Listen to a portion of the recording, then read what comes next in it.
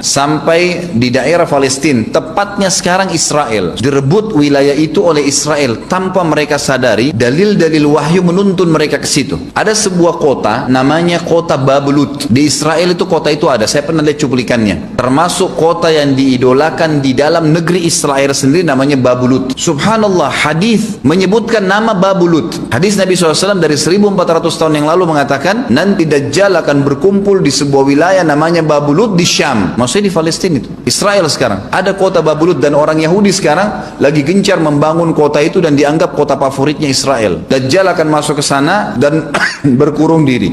Keluar dari kota Madinah satu orang yang namanya seperti namanya Nabi Muhammad SAW, Muhammad bin Abdullah, dan dia dari turunan Nabi SAW juga. Kata Nabi SAW akan keluar nanti seseorang dari kota Madinah dari keturunanku yang namanya seperti namaku, Muhammad bin Abdullah. Juga sama posternya, parasnya seperti aku, sama dengan Nabi SAW, persis alisnya, rambutnya, kulitnya dari turunan Nabi SAW, tapi dari asli kota Madinah. Sebagian ulama hadis mengatakan dari turunan Hasan radhiyallahu anhu ajmain, tapi akhlaknya bukan seperti akhlakku. Tentu tidak mungkin ada orang yang sama dengan akhlak Nabi SAW. Allah mengubah dia dalam sehari semalam. Tiba-tiba berubah menjadi orang baik dalam sehari semalam. Jadi orang faham agama. Orang-orang pun akan datang kepadanya dari masyarakat Madinah berkata, engkau adalah turunan Rasulullah SAW, pimpinlah kami berperang melawan Dajjal. Engkau adalah turunan Rasulullah SAW, pimpinlah kami berperang melawan Dajjal. Maka dia pun menolak. Dia menolak awalnya, kemudian dia menuju ke Mekah diikutin dengan 300 orang pertama dari kota Madinah. Sampai di Mekah, setelah selesai dia tawaf, maka seluruh muslimin menunjuknya sambil mengatakan engkau harus memimpin kami. Dan orang ini punya julukan Mahdi, dikenal dengan Imam Mahdi. Inilah tanda-tanda kiamat yang kedua. Setelah Dajjal keluar, buat kerusakan di muka bumi tadi selama 40 hari itu atau setahun lebih, kemudian keluarlah tanda-tanda kiamat kedua. Pada saat dia sudah tiba di kota Babulut di